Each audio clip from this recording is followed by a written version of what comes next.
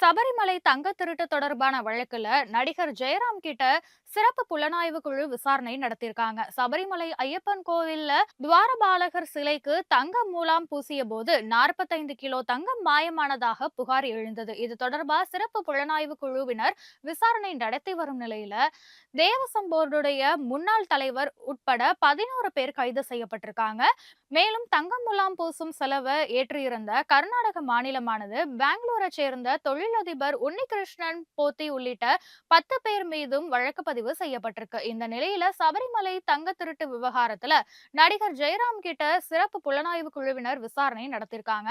சென்னையில உள்ள ஜெயராமுடைய வீட்டுல வச்சு இந்த விசாரணை நடத்தப்பட்டது. அதாவது சபரிமலை துவாரபாலகருடைய சிலையில இருந்த தங்கம் சென்னைக்கு பழுது பார்க்க கொண்டு வரப்பட்ட போது நடிகர் ஜெயராமுடைய வீட்டுல வச்சு பூஜை செய்ததாக கிடைத்த தகவலின் அடிப்படையில இந்த விசாரணையானது நடத்தப்பட்டது. இதனால நடிகர் ஜெயராம் இந்த வழக்குல முக்கிய சாட்சியா சேர்க்கப்படுவார்னு சொல்லப்படுது.